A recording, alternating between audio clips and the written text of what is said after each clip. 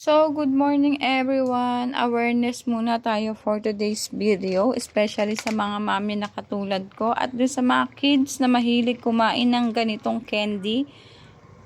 Story time mga mare, kagabi nga ay may bumili sa akin na magkapatid nito. Kung hindi ako nagkakamali, si baby girl is 2 years old and then si ate mo girl o yung kasama niyang kapatid na mas nakakatanda ay 13 to 15 years old. Si baby girl mga mare, ang tinuturo niya yung chichirya. So, binilhan naman siya ng isang pirasong chichirya nung kapatid niya. Then, si ate mo girl, yung medyo mas nakakatanda sa kanya, bumili ng 10 piso nito. So, nilagay natin sa plastic ng yelo. So, 8 piraso yon.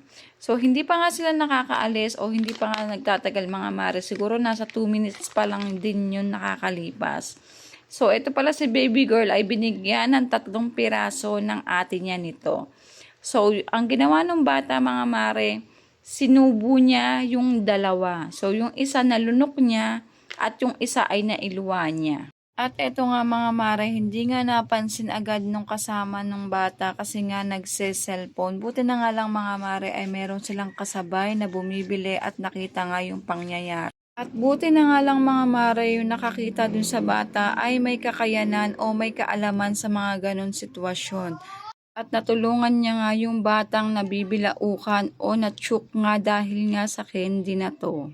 Mga mare, doble ingat talaga tayo sa pinapakain natin sa ating mga anak. At dun nga sa mga kids na mahilig nga kumain nito, so ganito lang nga ang gawin nyo para hindi kayo ma-choke o mabilaukan. So pwede nyo siyang i-plak.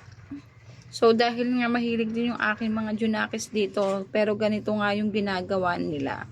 So ayan. Pwede nyo silang ganyanin bago nyo kainin. So, syempre, pag wala ng lasa yan, iluluwa natin dahil hindi nga pala to candy, dahil ito pala ay bubble gum.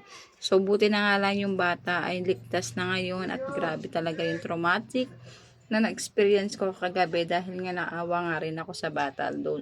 So, ayun nga mga kids, sa mga hilig nga dito, ayan, ganyanan nyo nga lang siya bago nyo kainin. So, yun lang mga mari, ay share lang na experience ko dahil nga sa candy na to. Bye!